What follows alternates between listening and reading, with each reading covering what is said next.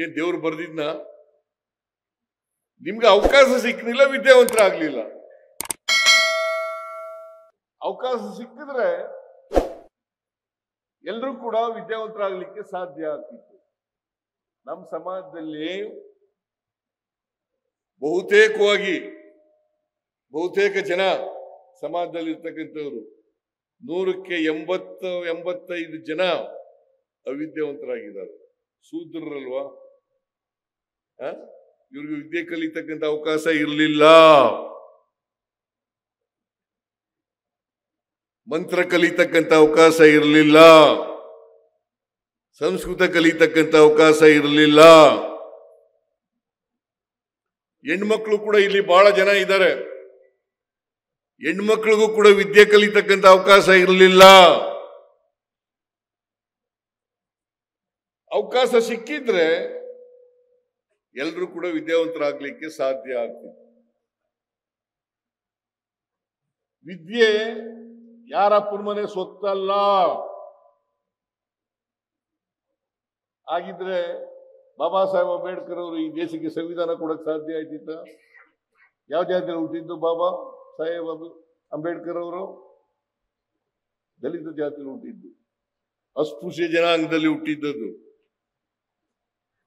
ವಾಲ್ಮೀಕಿ ಯಾವ ಜಾತಿಯಲ್ಲಿ ಹುಟ್ಟಿದ್ದು? ಈ ದೇಶಕ್ಕೆ ಮಹಾನ್ ಗ್ರಂಥ ರಾಮಾಯಣ ಬರೆದಂತವ್ರು ಯಾರು? ಮಹಾಭಾರತ ಬರೆದವರು ಯಾರು? ವ್ಯಾಸ. ಯಾವ ಜಾತಿ ಸೇರಿದವರು? ಬೆಸ್ತರ ಜಾತಿ ಸೇರಿದವರು. ಸಾಧ್ಯ ಆಯ್ತಿತ್ತ? ಒಬ್ಬ ವಾಲ್ಮೀಕಿ ಜಾತಿ ಸೇರಿದವರು ರಾಮಾಯಣ ಅಂತ ಮಹಾ ಗ್ರಂಥ ಬರೀಬೇಕಾದ್ರೆ, ಮಹಾಭಾರತ ಅಂತ ಒಂದು ಅದನ್ನ ಬರಿಬೇಕಾದ್ರೆ ವ್ಯಾಸ.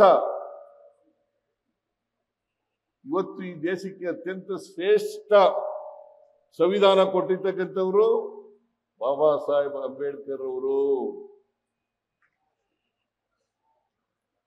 ಅವರು ಈ ದೇಶಕ್ಕೆ ಸಂವಿಧಾನ ಕೊಟ್ಟದ್ದು ಅಲ್ವಾ?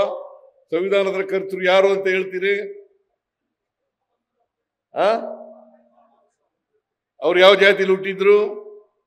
ಅಸ್ಪೃಶ್ಯ ಜಾತಿ, ದಲಿತ ಜಾತಿನಲ್ಲಿ ಹುಟ್ಟಿದ್ರು. ಅದರಿಂದ ವಿದ್ಯೆ ಯಾರಪ್ಪನ ಮನೆ ಸೊತ್ತಲ್ಲ. ನಮ್ಗೆ ಅವಕಾಶ ಸಿಕ್ಲಿಲ್ಲ, ನಾವು ಅವಿದ್ಯಾವಂತರಾದ. ಅವಕಾಶ ಸಿಕ್ತು, ನಾನು ವಿದ್ಯಾವಂತನಾದೆ.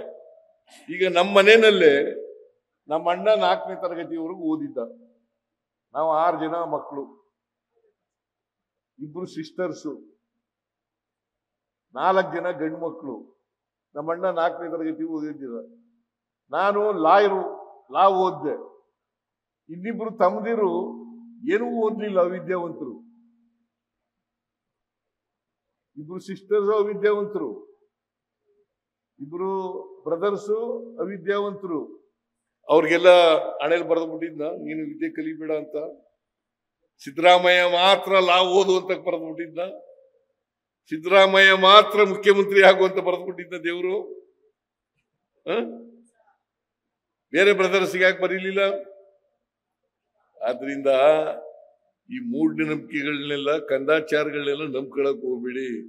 ಅದರ ವಿರುದ್ಧನೇ ಬಸವಣ್ಣವರು ಬಹಳ ವಿರೋಧವಾಗಿ ವಚನಗಳನ್ನ ರಚನೆ ಮಾಡಿರ್ತಕ್ಕಂಥದ್ದನ್ನ ಬಸವಾದಿ ಶರಣರು ಮಾಡ್ತಿರ್ತಕ್ಕಂಥದ್ದನ್ನ ಕೇಳಿದ್ದೀವಿ ಅಲ್ವಾ? ನಮ್ಮ ಜಾತಿ ವ್ಯವಸ್ಥೆ ಇದೆಯಲ್ಲ, ಚಲನೆ ಇಲ್ಲದೆ ಇರ್ತಕ್ಕಂಥ ವ್ಯವಸ್ಥೆ. ನಮ್ಮ ಸಾಮಾಜಿಕ ವ್ಯವಸ್ಥೆ ಇದೆಯಲ್ಲ, ಚಲನೆ ಇಲ್ಲ, ಜಡತ್ವ ಇರ್ತಕ್ಕಂಥ ವ್ಯವಸ್ಥೆ, ಚಲನರಹಿತವಾದಂಥ ವ್ಯವಸ್ಥೆ. ಅದಕ್ಕೋಸ್ಕರನೇ ಇಷ್ಟು ವರ್ಷಗಳಾದ್ರೂ ಕೂಡ ಬದಲಾವಣೆ ಆಗಿಲ್ಲ. ಇಷ್ಟು ವರ್ಷಗಳಾದ್ರೂ ಕೂಡ ಬದಲಾವಣೆ ಆಗಿಲ್ಲ.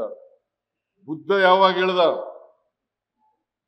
ಜಾತಿ ರಹಿತವಾದಂತ, ವರ್ಗರಹಿತವಾದಂತ ಸಮಾಜ ಆಗ್ಬೇಕು, ಸಮಾನತೆಯ ಸಮಾಜ ಆಗ್ಬೇಕು ಅಂತ? ಬಸವಣ್ಣ ಯಾವಾಗ ಹೇಳ್ದ? 12ನೇ ಶತಮಾನದಲ್ಲಿ ಇವತ್ತಿನವರೆಗೂ ಕೂಡ ಬದಲಾವಣೆ ಆಗಿಲ್ಲ ಅಲ್ವಾ? ಜಾತ್ಯತೀತ ಸಮಾಜ ನಿರ್ಮಾಣ ಆಗಿದೆಯಾ? ಜಾತಿ ಇಲ್ಲದೆ ಇರ್ತಕ್ಕಂಥ, ವರ್ಗ ಇಲ್ಲದೆ ಇರ್ತಕ್ಕಂಥ ಸಮಾಜ ನಿರ್ಮಾಣ ಆಗಿದೆಯಾ? ಆಗಿಲ್ಲ. ಆದ್ರೂ ಹೇಳ್ತಲೇ ಇದ್ದೀವಿ. ಬಸವಾದಿ ಶರಣರು ಹೇಳಿದ್ರು, ಇವನಾರವ ಇವನಾರವ ಇವನಾರವ ಎಂದೆನಿಸದಿರಯ್ಯ, ಇವ ನಮ್ಮವ ಇವ ನಮ್ಮವ ಇವ ನಮ್ಮವ ಎಂದೆನಿಸಯ್ಯ, ನಿನ್ನ ಮನೆಯ ಮಗನೆಂದೆನಿಸಯ್ಯ, ಕೂಡಲ ಸಂಗಮ ದೇವ.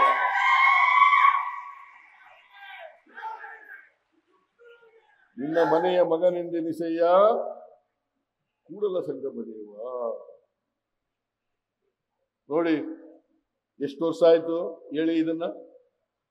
12ನೇ ಶತಮಾನದಲ್ಲಿ ಜಾತಿ ಹೋಗಿದ್ಯಾ? ವರ್ಗ ಹೋಗಿದ್ಯಾ? ಎಲ್ಲರೂ ಮುಖ್ಯವಾಹಿನಿಗೆ ಬಂದಿದಾರ? ಸಮಾಜದಲ್ಲಿರ್ತಕ್ಕಂಥ ಅಸಮಾನತೆ ಹೋಗಿದ್ಯಾ? ಅದಕ್ಕೆ ಬಾಬಾ ಸಾಹೇಬ್ ಅಂಬೇಡ್ಕರ್ ಅವರು ಎಲ್ಲಿವರೆಗೆ ಈ ಸಮಾಜದಲ್ಲಿರ್ತಕ್ಕಂಥ ಅಸಮಾನತೆಯನ್ನು ನಾವು ತೊಡೆದಾಕಲ್ಲ, ಅಲ್ಲಿವರೆಗೆ ಸ್ವಾತಂತ್ರ್ಯ ಸಿಕ್ಕದಕ್ಕೆ ಯಶಸ್ಸಾಗಲ್ಲ.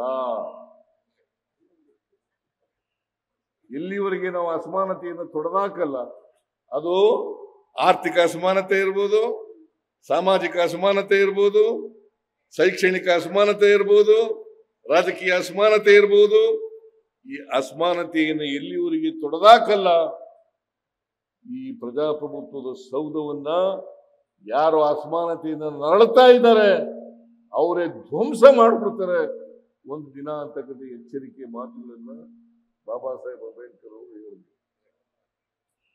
ಅದರಿಂದ ನಾವು ಅಸಮಾನತೆ ತೊಡೆದಾಕ್ಬೇಕಲ್ಲ. ಬಸವಾದಿ ಶರಣರು ಹೇಳಿದ್ರು, ಕುವೆಂಪು ಹೇಳಿದ್ರು, ಸರ್ವ ಜನಾಂಗದ ಶಾಂತಿಯ ತೋಟ, ಸರ್ವ ಜನಾಂಗದ ಶಾಂತಿಯ ತೋಟ ಆಗ್ಬೇಕು ನಮ್ಮ ಸಮಾಜ ಅಲ್ವಾ? ಅದಕ್ಕೆ ನಾವು ಸರ್ವ ಜನಾಂಗದ ಶಾಂತಿಯ ತೋಟ ಆಗಿದೆಯಾ? ಅಶಾಂತಿ ಯಾಕೆ ಕಾಣಿಸ್ಕೊತದೆ? ಇದು ಈಗ ವಿಶ್ವ ಶಾಂತಿಗಾಗಿ ಸರ್ವಧರ್ಮ ಸಮ್ಮೇಳನ, ವಿಶ್ವ ಶಾಂತಿಗಾಗಿ.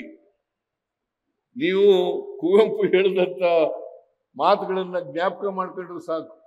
ಸರ್ವ ಜನಾಂಗದ ಶಾಂತಿಯ ತೋಟ.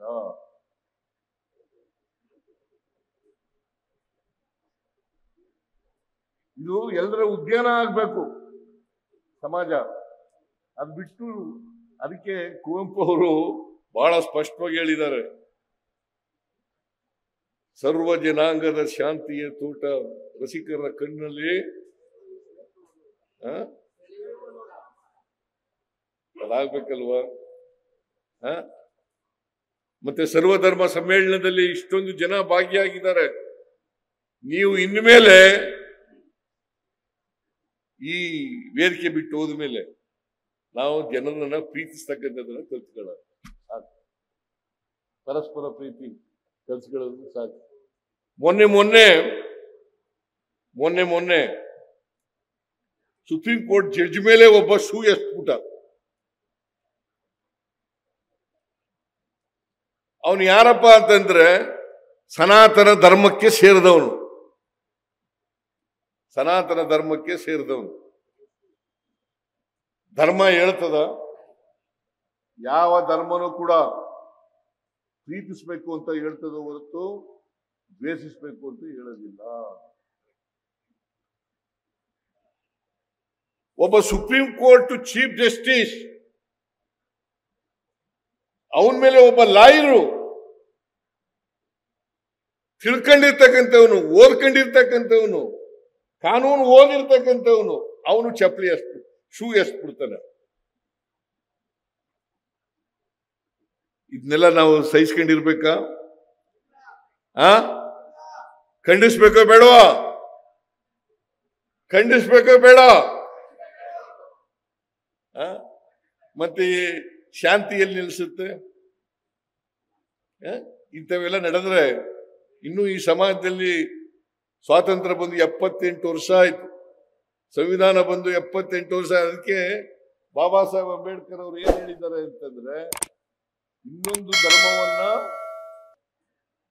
ಸಹಿಸ್ಕೊಳ್ತಕ್ಕಂಥ ಕೆಲಸ ಆಗುತ್ತೆ. ಲೇಟೆಸ್ಟ್ ಹಾಗೂ ಇಂಟ್ರೆಸ್ಟಿಂಗ್ ಸುದ್ದಿಗಳಿಗಾಗಿ ಬಾಸ್ ಟಿವಿ ಕನ್ನಡ ಚಾನೆಲ್ನ ಸಬ್ಸ್ಕ್ರೈಬ್ ಮಾಡಿ, ಹಾಗೆಯೇ ಬೆಲ್ ಐಕಾನ್ ಪ್ರೆಸ್ ಮಾಡಿ. ಇದರ ಜೊತೆಗೆ ಫೇಸ್ಬುಕ್, ಇನ್ಸ್ಟಾಗ್ರಾಮ್, ಎಕ್ಸ್ ನಲ್ಲೂ ಮಿಸ್ ಮಾಡದೆ ಫಾಲೋ ಮಾಡಿ.